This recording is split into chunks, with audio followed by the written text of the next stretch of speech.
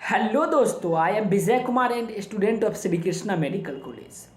दोस्तों, आज के इस क्लास में हम लोग लोकोमोशन एंड मूवमेंट का next topics skeletals muscles and it fibre के बारे में काफ़ी डिटेल से स्टडी करेंगे। तो चलिए आज का क्लास स्टार्ट करते हैं। पिछले क्लास में जो भी पढ़े थे उसका एक बार क्विक रिकैप ले लेते हैं, फिर हम लोग आज का टॉपिक स्टार्ट करेंगे।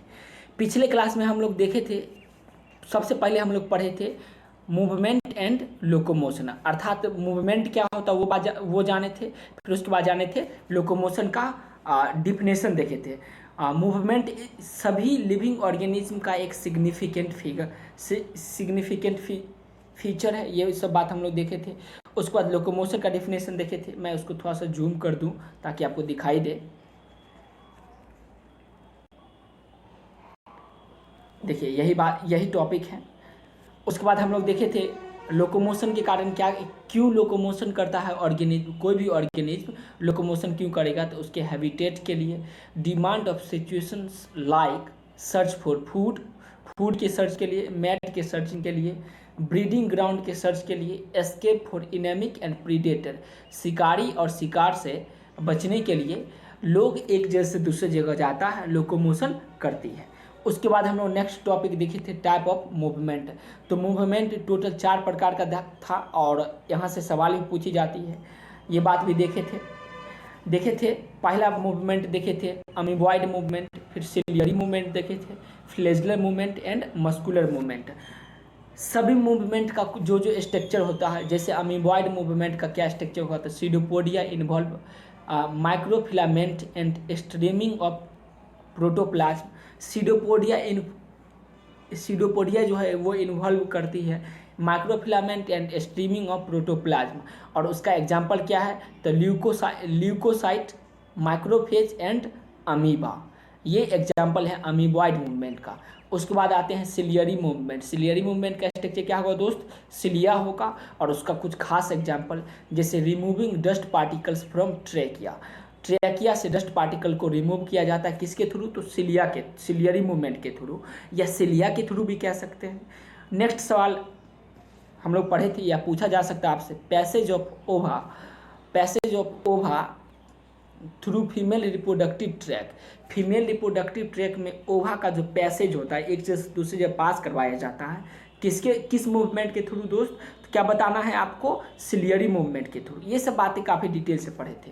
उसके बाद हम लोग पढ़े थे फ्लैजेलर मूवमेंट में स्ट्रक्चर क्या होता है, फ्लैजेला होता है, और इसका example maintenance of water current in canal system of sponge के कैनाल सिस्टम में वाटर करेंट का मेंटेनेंस स्पॉन्ज के कैनाल सिस्टम किसके थ्रू होता है, तो फ्लैजेला के थ्रू होता है। उसके बाद मस्कुलस मूवमेंट देखे थे और इसका एग्जांपल भी देख लिए थे। मस्कुलर मूवमेंट का एग्जांपल, इसका स्ट्रक्चर क्या होता है दोस्त, तो बताएंगे मसल्स होता है। मसल्स के बारे में भी काफ़ी डिटेल से इस चैप्टर में हमको पढ़ना है।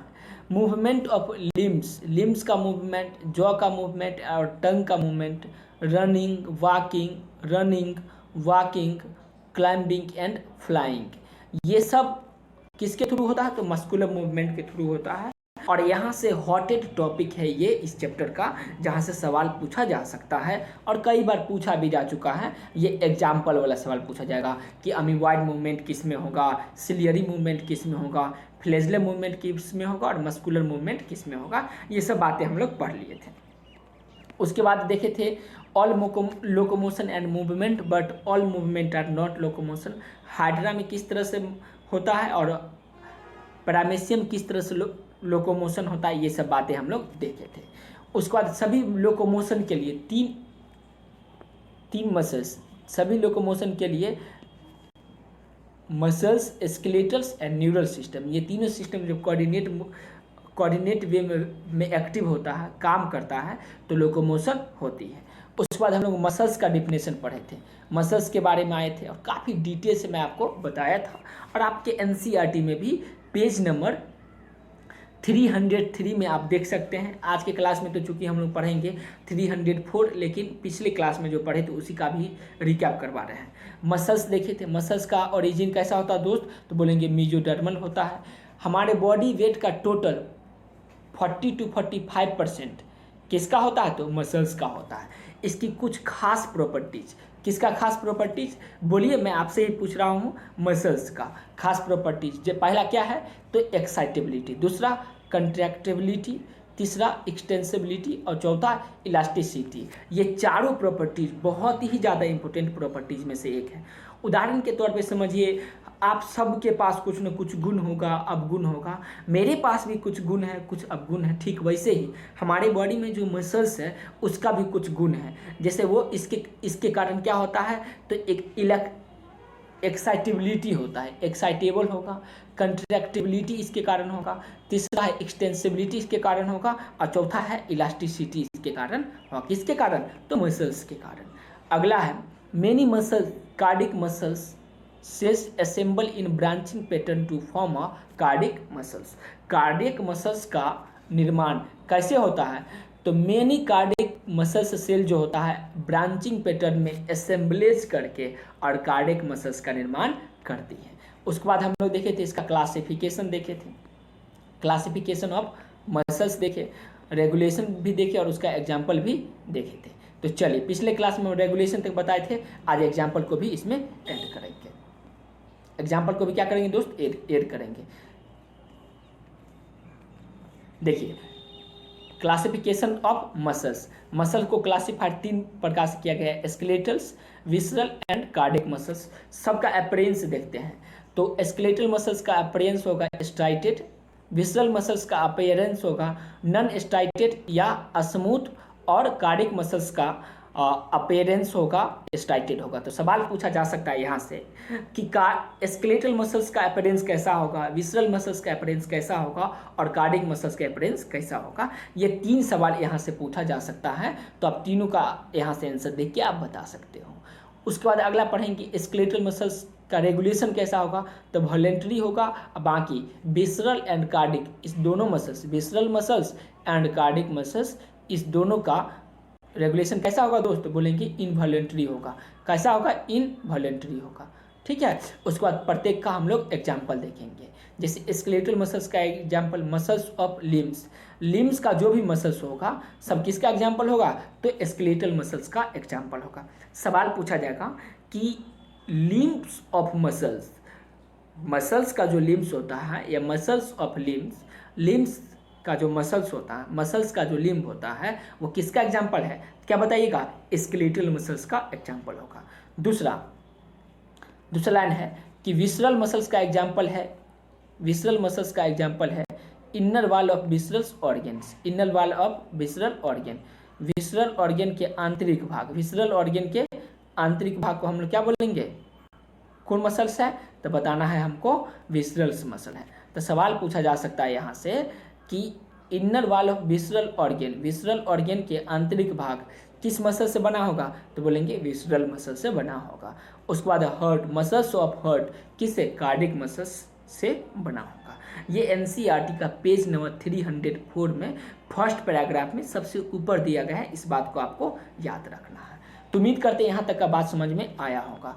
आज काफ़ी डिटेल्स से हम लोग स्टडी करने वाले हैं skeletal muscles and fibre of and it fibre, skeletal muscles और उसके फाइबर के बारे में काफ़ी डिटेल से जानेंगे। तो चलिए देखते हैं, काफ़ी ध्यान से समझिएगा।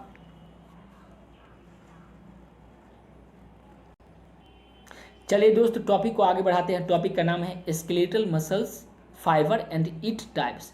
स्केलेटल मसल्स फाइबर और उसके टाइप के बारे में काफ़ी डिटेल से देखेंगे। हर एक पॉइंट से देखिए, आप सभी जानते हैं कि नीट जैसे बड़े कॉम्पिटिटिव एग्जाम को निकालने के लिए एनसीईआरटी बायोलॉजी का प्रत्येक एक लाइन क्वेश्चन है और उसी लाइन में उसका आंसर भी छुपा हुआ है। तो प्रत्येक लाइन को यदि आप डिटेल से समझेंगे तो आप नीट में 360 में से 360 मार्क प्राप्त करेंगे। और मैं आपको उसी में हेल्प करने के लिए आया हूँ, नोट फॉर्मेट के रूप में। तो चलिए देखते हैं, मैं ये बताऊंगा कि किस तरह से क्वेश्चन पूछा जाएगा और उसका आंसर क्या होगा। देखिए, skeletal muscles are closely associated with the skeletal component of the body. Skeletal muscles जो होता है, स्केलेटल मसल्स वो क्लोजली एसोसिएट करती है। क्या करती है दोस्त? क्लोजली एसोसिएट करता है किससे? स्केलेटल मसल्स जो होता है skeletal muscles are closely associated with skeletal component of the body. हमारे बॉडी के जो भी स्केलेटल कंपोनेंट है उसे क्या करती है, क्लोजली एसोसिएटेड करता है। स्केलेटल कंपोनेंट हमारे बॉडी का जो है उससे स्केलेटल मसल्स क्या करती है, क्लोजली एसोसिएटेड करता है। आगे बढ़ते हैं, देखिए इसका किस तरह से बनती है स्केलेटल्स जब मेनी, देखिए ये इस पॉइंट को आप देखिएगा, ये पॉइंट मैं आपको बता रहा हूँ, ध्यान से समझने का प्रयास कीजिएगा। मेनी स्केलेटल्स मसल्स जब आपस में मिलती है तो मसल्स फाइबर या बंडल का निर्माण करता है। मसल फाइबर या बंडल का निर्माण करेगा, मसल्स फाइबर या बंडल का निर्माण करेगी। जब मेनी स्केलेटल्स मसल्स मिलेगा तो क्या किसका निर्माण होगा, मसल्स फाइबर या मसल फाइबर बंडल या फेसिकल का निर्माण होगा। उसके बाद ये होल्ड करेगी, ये जुड़ेगी तो किसका निर्माण करेगा, फेसिया का निर्माण करेगा। और ये क्या होता है, कोलेजिनियस कनेक्टिव टिश्यू होता है। फेसिया क्या होता है, फेसिया कोलेजिनियस कनेक्टिव टिश्यू होता है। और मेनी मसल्स फाइबर, इस तरह से मसल्स फाइबर, ये देख रहे हैं मसल्स फाइबर है। इसका सबसे ऊपरी भाग है सार्कोलेमा, जिसको प्लाज्मा मेम्ब्रेन कहेंगे, सार्कोलेमा या प्लाज्मा मेम्ब्रेन, सार्कोलेमा। उसके बाद ये जो पार्ट देख रहे हैं ये है माइक्रोप्लाज्म या साइटोप्लाज्म, इसको माइक्रोप्लाज्म या साइटोप्लाज्म कहेंगे। ये न्यूक्लियस है जो सिंसाइटियम होगा, और sarcoplasmic reticulum store of calcium, sarcoplasmic reticulum store of calcium होगा। तो इस बात को थोड़ा सा एक बार फिर से समझिए। देखिए skeletal muscles, many skeletal muscles जब मिलेगी किसका निर्माण होगा, मसल्स फाइबर बंडल या फेसिकल्स का निर्माण होगा। मसल्स फाइबर बंडल या फेसिकल्स का निर्माण होगा। ये हेल्ड बाय फेसिया, जो क्या होता है, कोलेजिनियस कनेक्टिव टिश्यू होता है। ये क्या होता है दोस्त, कोलेजिनियस कनेक्टिव टिश्यू होगा। तो सवाल पूछा जा सकता है कि मसल्स फाइबर बंडल या फेसिकल्स का निर्माण किसके थ्रू होता है, क्या बताएंगे, स्केलेटल मसल्स। जब मेनी स्केलेटल मसल्स आपस में ऐड करती है किसका निर्माण होगा, मसल्स फाइबर बंडल का निर्माण होगा। जैसे आप देखे होंगे, आप अपने घर में जिस क्लासरूम में आप बैठे हो, जिस रूम में आप बैठे हो, उसका दीवार देखिए किससे मिलकर बनी है, ईंट गिट्टी बालू सीमेंट, ये सब उसका कॉन्स्टिट्यूट पार्टिकल्स है। और भी ढेर सारा चीज़ है ये सब, लेकिन मेनली ईंट गिट्टी बालू है नहीं।